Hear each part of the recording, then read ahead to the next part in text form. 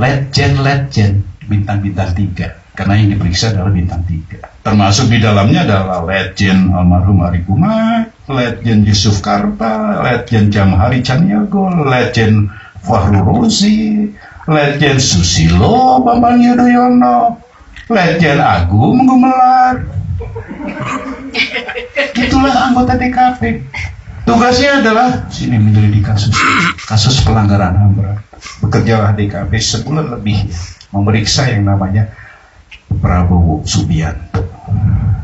Dari hasil pemeriksaan mendalam ternyata didapat fakta bukti yang nyata bahwa dia telah melakukan pelanggaran HAM berat.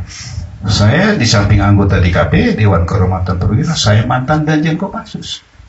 Tim Mawar yang melakukan penculikan tuh bekas anak buah saya semua dong.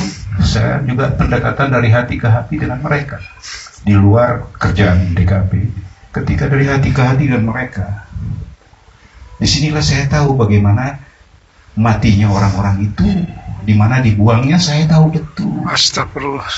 Jadi DKP dengan hasil temuan seperti ini merekomendasikan kepada Panglima TNI dengan kesalahan yang terbukti ini, direkomendasikan agar supaya yang bersangkutan diberhentikan dari dinas militer.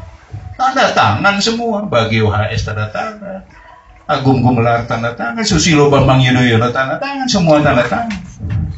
Yang walaupun sekarang ini saya jadi heran, ini yang tanda tangan rekomendasi kok malah sekarang mendukung, itu nggak punya prinsip itu orang.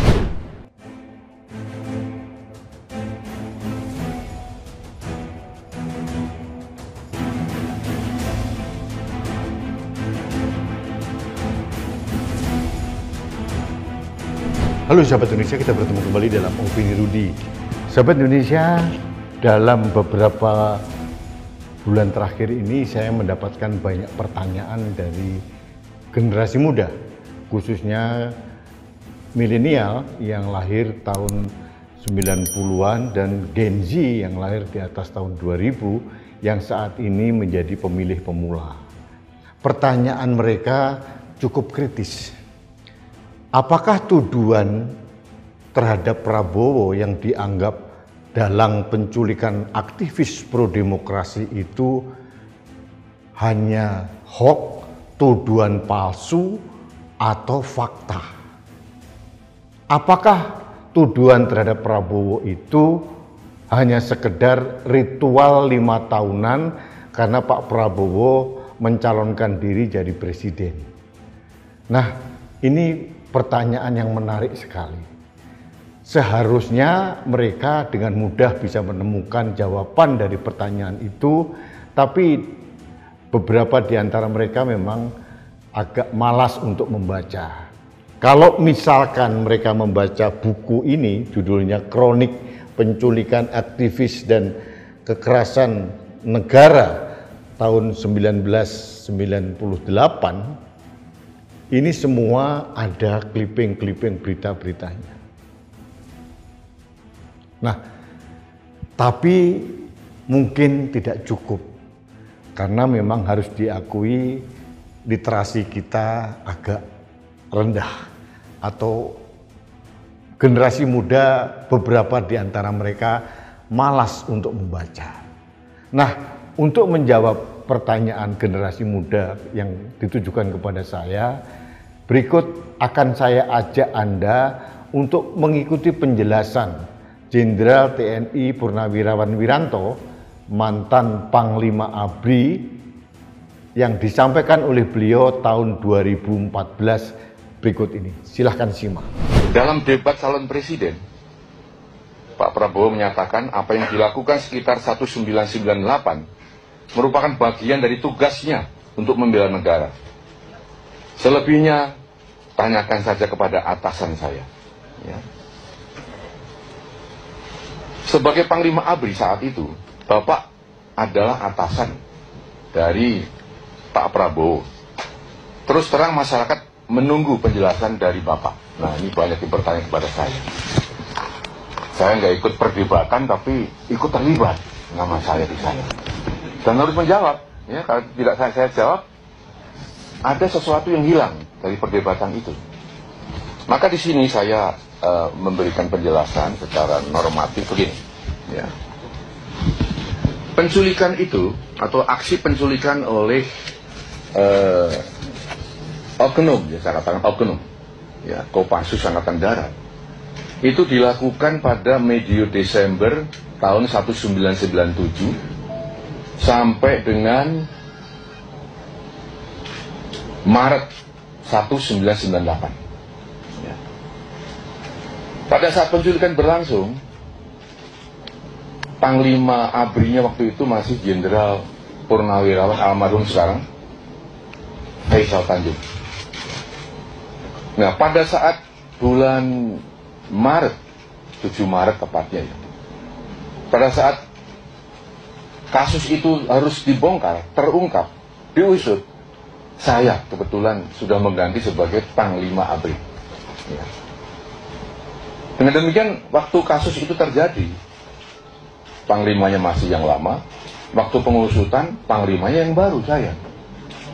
Saudara sekalian, saya koordinasi dengan Pak Faisal Tanjung waktu itu. Saya tanyakan kepada beliau, Pak, apakah Bapak pernah memerintahkan untuk menculik? Apakah Bapak pernah memerintahkan untuk melakukan aksi-aksi represif? Beliau mengatakan tidak. Tidak pernah saya. Betul-betul tidak pernah. Saya pun mengatakan saya juga tidak pernah.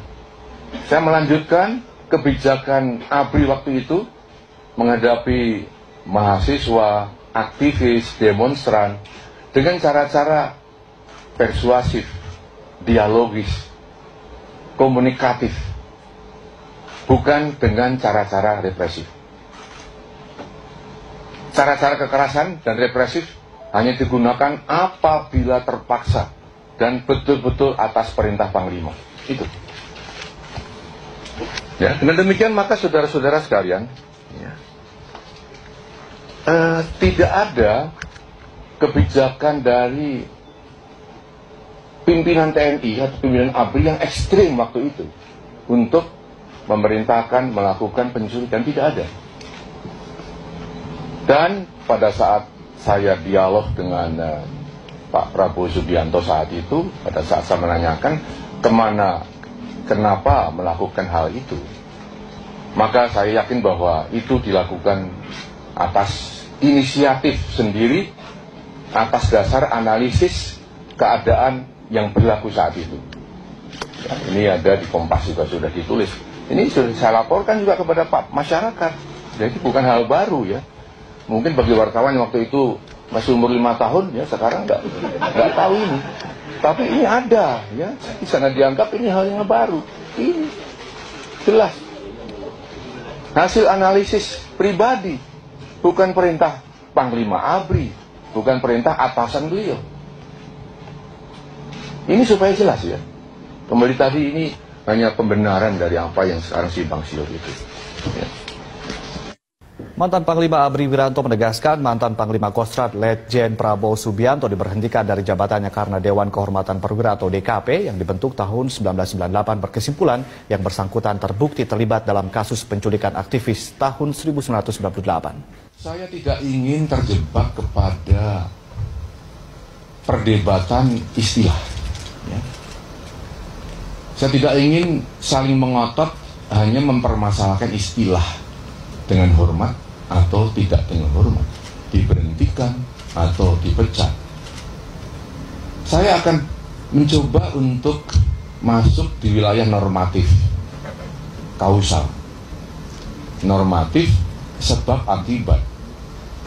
Seorang prajurit, seorang militer berhenti dari dinas keprajuritan pasti ada sebabnya. Ya. Diberhentikan dengan hormat, sebabnya karena sudah habis masa dinasnya, karena cacat akibat operasi sehingga tidak bisa melanjutkan tugas, karena sakit kronis sehingga tidak bisa melanjutkan tugasnya, atau karena atas permintaan sendiri dan diizinkan oleh atasannya, maka dia berhak untuk berhenti dengan hormat. Di sisi lain ada berhenti tidak dengan hormat. Karena apa? Karena melanggar sabta marga, sumpah prajurit, etika keprajuritan, melanggar undang-undang, melanggar hukum yang berlaku di Indonesia. Diberhentikan tidak dengan hormat. Maka tatkala Pak Prabowo Subianto waktu itu sebagai Letnan Jenderal, sebagai Panglima Kostrad, nyata-nyata oleh Dewan Kehormatan Perwira telah dibuktikan bahwa beliau terbukti terlibat dalam kasus penculikan, ya, maka tentu diberhentikannya itu sesuai dengan norma yang berlaku. Dengan demikian maka tidak dengan hormat sudah tidak lagi relevan untuk kita perdebatkan, ya, karena sudah jelas bahwa sebabnya jelas, berhentinya jelas. Terpulang kepada masyarakat untuk membuat istilah yang bagaimana. Tapi itu yang penting. Sahabat Indonesia, penjelasan dari Jenderal TNI Purnawirawan Wiranto sangat jelas dan bisa dikonfirmasi kepada yang bersangkutan karena saat ini Jenderal Wiranto masih sehat dan bugar. Pun pula Dewan Kehormatan Perwira yang memberikan rekomendasi kepada Panglima ABRI sehingga Jenderal Wiranto memecat atau memberhentikan, bahkan mencopot sendiri tanda pangkat dari Letnan Jenderal TNI Prabowo Subianto pada waktu itu. Mereka masih sehat, masih bugar. Di antara anggota Dewan Kehormatan Perwira ada Susilo Bambang Yudhoyono, ada Fahrul Rosi, ada Agung Gumelar. Mereka bisa dikonfirmasi. Bahkan kalau tidak salah ada video juga dari Pak Agung Gumelar tahun 2019 yang juga memberikan rincian detail hasil sidang Dewan Kehormatan Perwira atau DKP. Artinya apa yang dituduhkan kepada Pak Prabowo bahwa beliau bertanggung jawab atas penculikan 23 aktivis pro-demokrasi ini bukan hoax. Sebagai tambahan informasi, dari 23 aktivis pro-demokrasi, 9 orang kembali dalam kondisi hidup, 1 orang ditemukan tewas, dan sisanya hilang tertelan angin, gone with the wind. Sampai sekarang tidak tahu di mana rimbanya, apakah masih hidup atau sudah meninggal. Kalau masih hidup di mana keberadaannya, kalau meninggal di mana kuburannya, sampai sekarang belum terungkap. Ini tugas kita, tugas negara untuk menyelesaikan kasus ini. Jadi sahabat Indonesia, ini sesuatu yang harus kami kemukakan di ruang publik agar ada edukasi, informasi secara komprehensif tentang seseorang. Ini bukan untuk menyerang kehormatan, bahwa ini adalah fakta sebenarnya. Saya anti terhadap black campaign atau kampanye hitam. Kalau ini dianggap sebagai kampanye negatif atau negatif campaign, monggo-monggo saja. Tapi saya berusaha keras untuk mewujudkan kepada kita informasi yang sebenar-benarnya. Kita harus menentukan pemilih yang terbaik buat negeri ini. Dan saya tidak berpihak atau berkehendak untuk mengarahkan, mempengaruhi Anda memilih siapa. Saya hanya ingin menyampaikan bahwa inilah cerita yang sebenarnya. Bahwa tuduhan kepada Pak Prabowo itu bukan sekedar ritual 5 tahunan. Ini bukan fitnah, ini bukan hoax, tapi itulah fakta yang sebenarnya. Yang terakhir, saya harus mengucapkan terima kasih kepada Jenderal TNI Purnawirawan Wiranto yang telah memberikan gambaran detail tentang proses pengadilan atau mungkin pemecatan Prabowo Subianto pada waktu itu. Ini menyibak tabir misteri yang sebenarnya. Jadi saya berharap para tokoh-tokoh bangsa juga berani bersuara untuk meluruskan sejarah. Jangan sampai sejarah itu ditutup-tutupi atau dibengkokkan untuk kepentingan para penguasa. Sejarah harus ditampilkan apa adanya. Saya kira itu ingin saya sampaikan pada kesempatan ini. Terima kasih. Kita bertemu kembali dalam Opini Rudi selanjutnya. Salam satu Indonesia, salam Pancasila, salam Indonesia beretika. Saya Rudi S. Kamri.